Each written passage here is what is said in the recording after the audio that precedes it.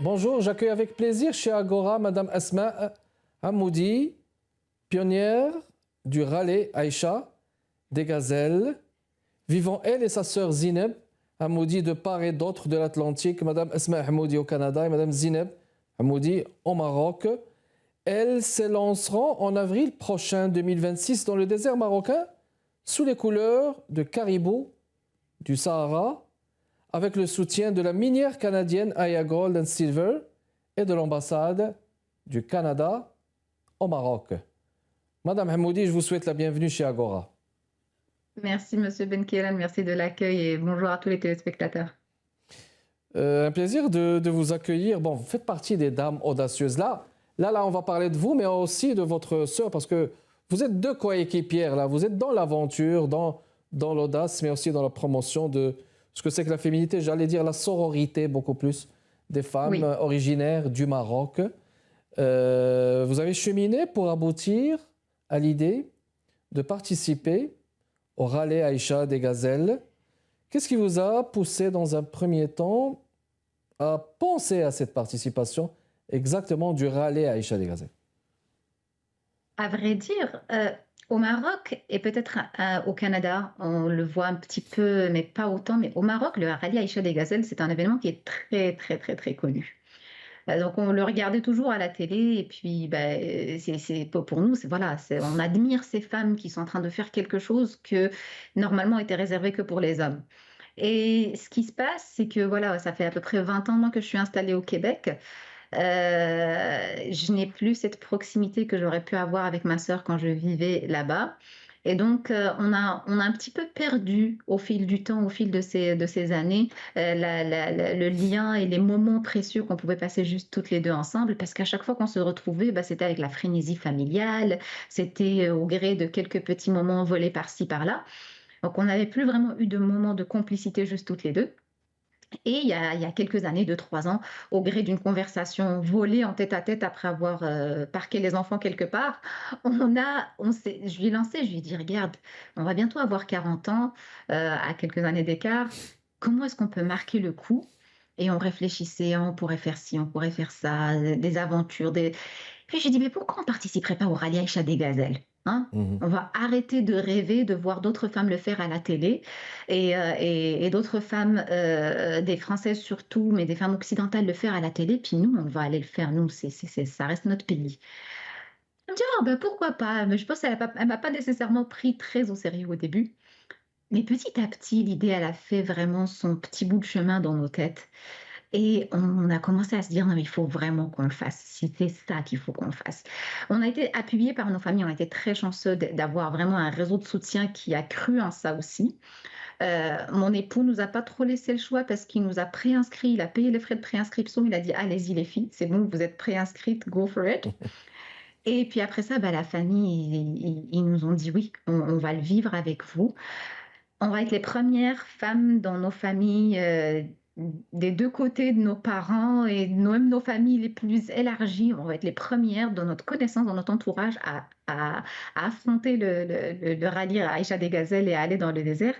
Et donc voilà, on s'est dit: «C'est le meilleur cadeau qu'on va pouvoir se faire, c'est le meilleur Très moment bien. qu'on va pouvoir passer ensemble, toutes les 2.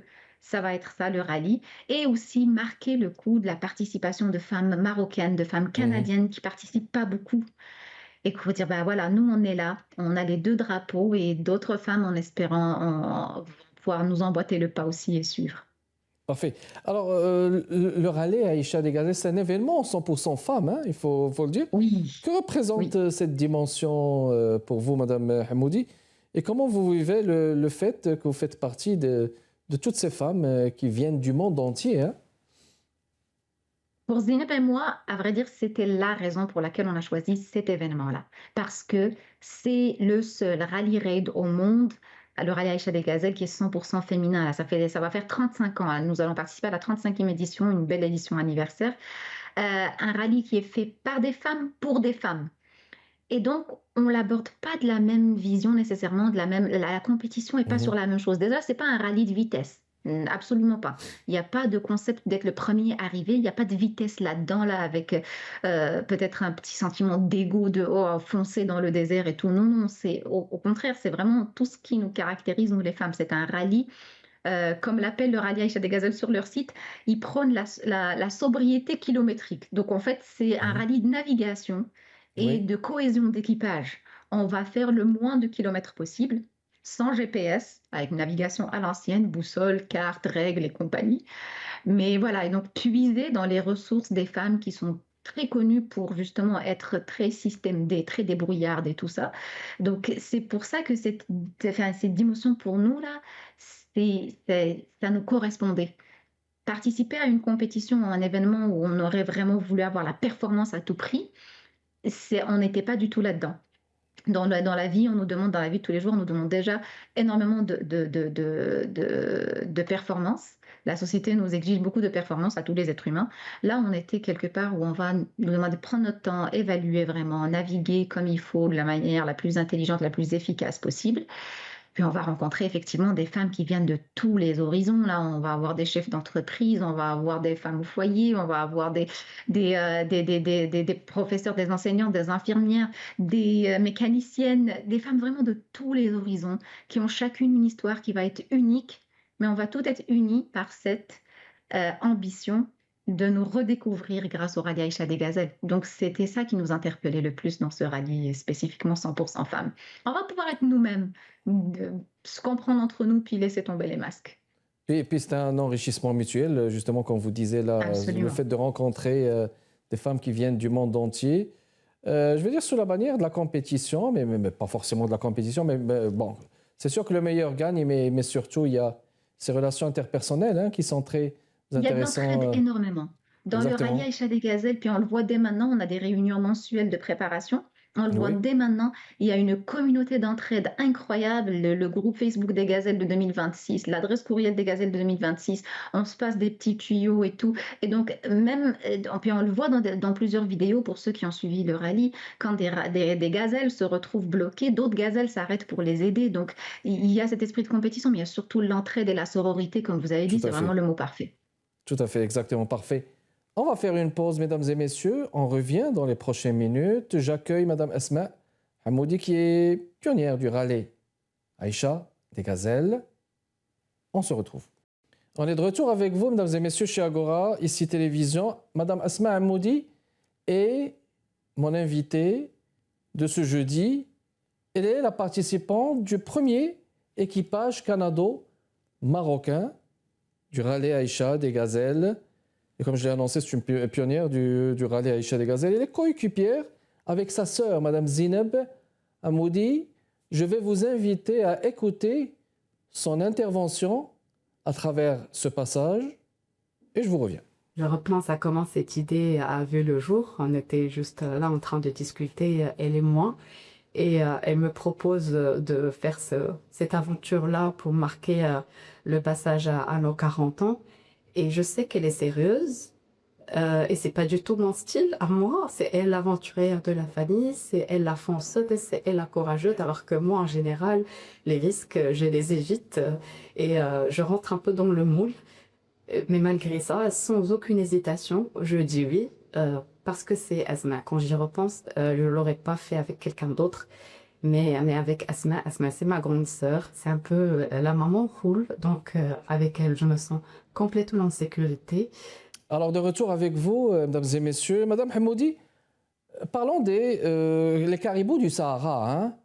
Alors là, bon, là, je vais vous dire, l'appellation, elle est pertinente. Vous avez décidé de baptiser votre équipage les caribous du Sahara. Derrière ce nom évocateur se cache une conviction forte, c'est que l'audace n'a pas de genre et le courage n'a pas de frontières.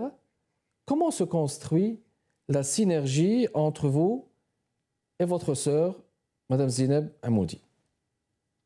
Alors, petite parenthèse sur les caribous du Sahara. On a fait beaucoup de va-et-vient pour trouver le nom de l'équipage parce qu'on regardait un petit peu qu'est-ce qui se faisait auprès des autres équipages qui avaient déjà participé au rallye. Et souvent, ce qui revenait, c'était gazelle. Les gazelles de ci, les gazelles de ça. Le mot gazelle revenait beaucoup. Donc, initialement, on s'était dit, ah, ça serait bien les gazelles des neiges. Et j'ai réfléchi, puis j'ai dit, mais regarde, si on switchait ça, si on prenait l'animal emblématique du Canada pour le transporter dans les dunes du Sahara. Et c'est comme ça qu'est né les caribous du Sahara. Donc voilà, effectivement, ça faisait un petit clin d'œil à notre Mhm. héritage commun, à ce qu'on voulait représenter toutes les deux, et aussi bah, justement à cette synergie et cette symbiose qu'on veut instaurer. Donc la synergie entre ma sœur et moi, elle existe, on est sœurs. Donc forcément, on se connaît par cœur déjà. Mhm. Mais là, on va se découvrir sous d'autres jours. Donc, ça se construit, on va dire, ça se construit au fur et à mesure des défis, hein. Ça se construit Mhm. as we go. Et ça se construit surtout avant le rallye. Donc, on se parle beaucoup, on se communique énormément, on s'écrit quasi quotidiennement, on se consulte sur les différentes décisions qu'on a besoin de prendre dans le cadre de notre participation.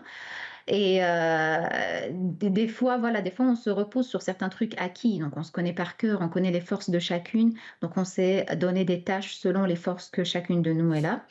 D'ailleurs, petite parenthèse assez rigolote, on a quelques chocs culturels. On serait assez Mhm. étonnés, des filles de la même famille, mais on a quand même des chocs culturels parce que moi, je suis habituée à certaines manières de fonctionner ici au Québec que je connais, que je maîtrise. J'ai quitté le Maroc très jeune, donc il y a 20 ans. Il y a des choses que je ne maîtrise pas. Je n'ai jamais travaillé au Maroc, je ne connais pas les codes là-bas.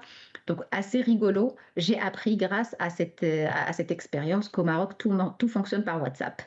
Ce qui n'est Oui. pas le cas au Québec, tout fonctionne par courriel et Mhm. par appel téléphonique. Donc, Mhm. ça a été un petit choc quand Tout à fait. que j'ai dû gérer un petit peu. Puis bon, on laisse aller, on fait beaucoup d'autodérision, on rigole beaucoup, on se fait des blagues, bon enfant.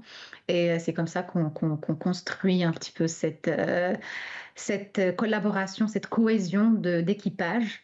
En se reposant quand même sur ce qu'on maîtrise déjà l'une de l'autre et ce qu'on connaît déjà l'une de l'autre.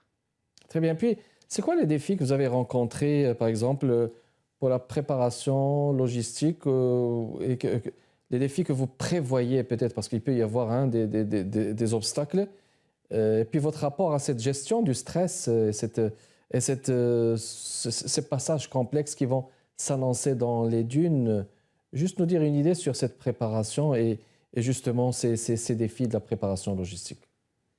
Les défis, on va commencer déjà à jongler toute cette préparation avec nos vies familiales, avec nos vies professionnelles, parce que franchement, préparer le rallye, c'est un métier à temps plein.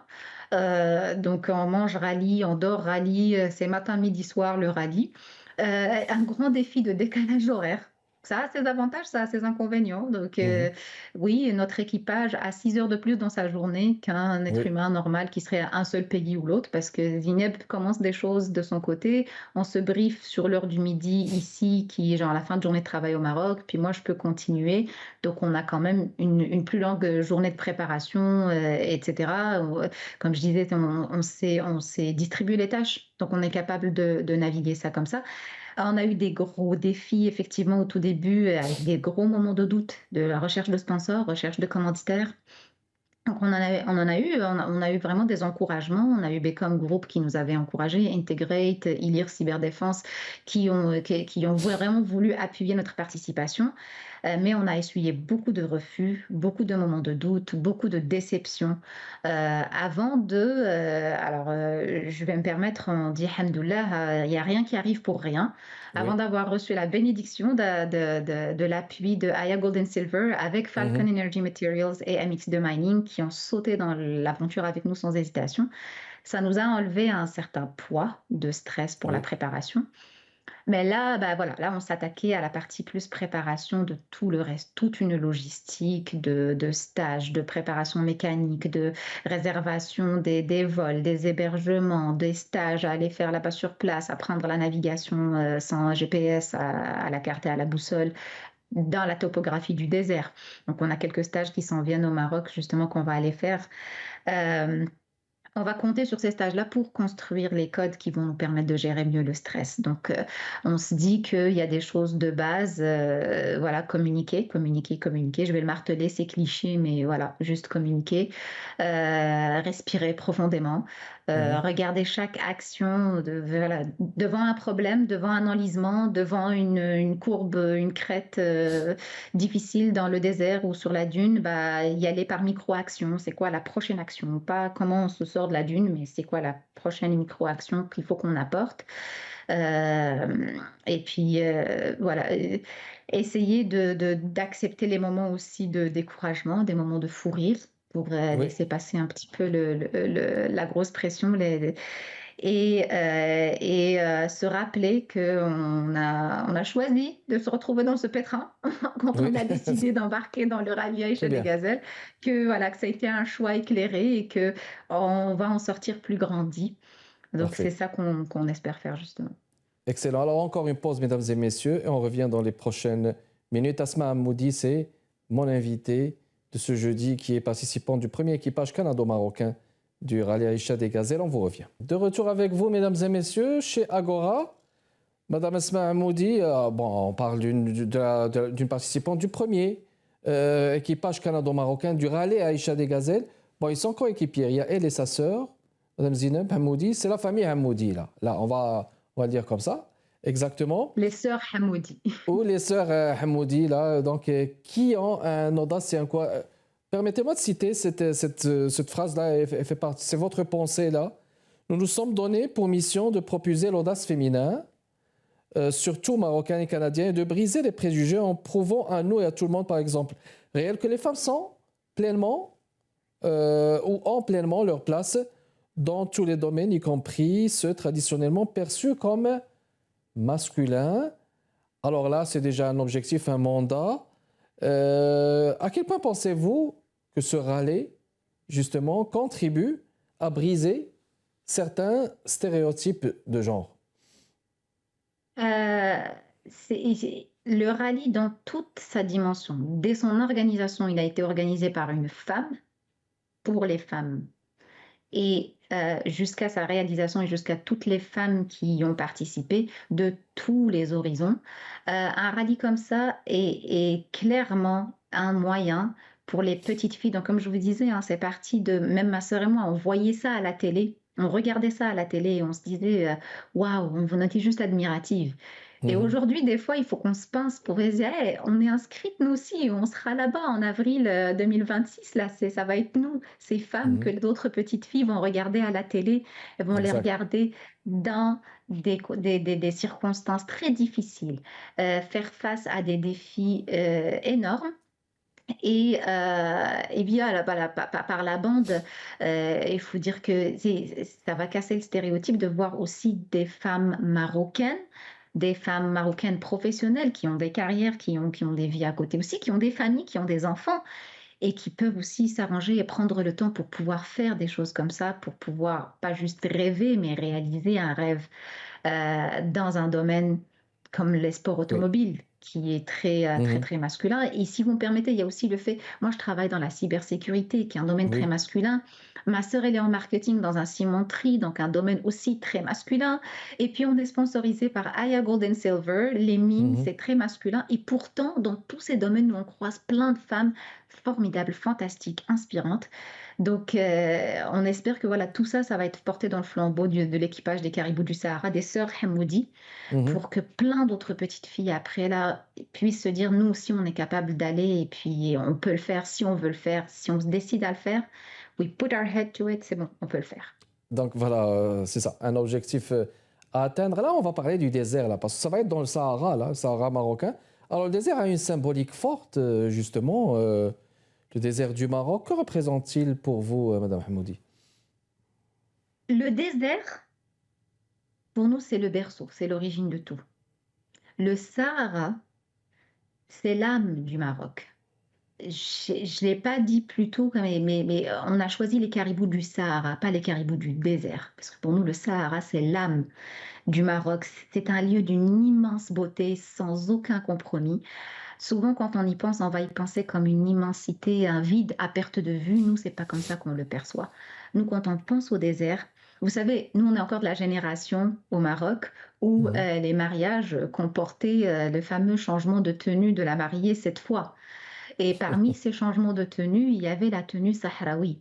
Oui. C'est à côté de la tenue amazigh, la tenue tchelha, la tenue soussi, il y avait la tenue sahraoui aussi, qui faisait partie de ce que la mariée portait, parce que dans son identité culturelle, la femme marocaine porte toutes ces femmes-là en elle.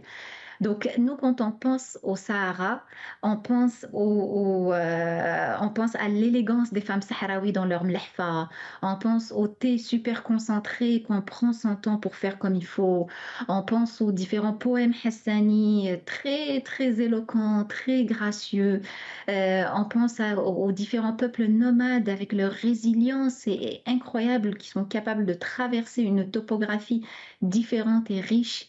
C'est ça que ça évoque pour nous le Sahara et pour la raison pour laquelle on a envie de le faire découvrir aussi à travers cette aventure. Parce qu'on va publier nos Mhm. aventures là-dedans aussi, là, et puis on va vouloir que les gens les voient et le suivent. Et puis, petite parenthèse, le Sahara pour nous aussi, c'est une manière de rendre hommage à notre défunt oncle paternel qui est décédé il y a une dizaine d'années, qui faisait partie des 350 000 Marocaines et Marocains à la Marche verte il y a de ça 50 ans. Ok. Et on veut honorer, on veut rendre hommage à tous ces sacrifices-là en allant faire réaliser ce rêve là-bas. Et comme Mhm. ça, on emporte les gens avec nous là-dedans, Alors dans voilà. cette belle aventure. Alors voilà, ça serait tout à votre honneur et à l'honneur du défunt, justement. Alors Merci. écoutez, il reste une minute à peu près et quelques. En tant que femme canado-marocaine, québécoise, marocaine, quel message aimeriez-vous transmettre à travers cette aventure que vous allez donc affronter, je veux dire, dans les mois prochains, à partir d'avril 2026? Bah, les femmes marocaines, les femmes québécoises, elles ont tout à gagner à collaborer ensemble, à travailler ensemble. Nous, on se base justement culturellement sur la femme marocaine qui n'est pas une femme monolithique. Il n'y a pas un seul modèle et c'est une femme qui, dans la tradition et dans la modernité, dans l'intérieur et dans l'extérieur, elle est vraiment, elle a tous ces pans là. La femme canadienne, la femme québécoise, les femmes pionnières qui ont construit tout un pays dans des conditions très, des fois, très difficiles et très compliquées. Nous sommes le premier équipage canado-marocain, on espère qu'il va y en avoir plein d'autres après, Mhm. à collaborer, à travailler ensemble, à s'inspirer mutuellement des réussites des unes et des autres, parce que vraiment, c'est toutes ces femmes-là que nous portons à nous, en partant de notre grand-mère, mère, belle-maman, nos sœurs, cousines, voisines, qu'on a rencontrées sur les deux continents. C'est elles qui nous inspirent, ces femmes du quotidien, que personne n'applaudit, que personne ne voit, à qui personne ne donne de médaille, mais qui le mériteraient amplement. Très bien. Donc oui, s'il vous plaît, faites comme nous. On ne veut pas être toute seule là-dedans.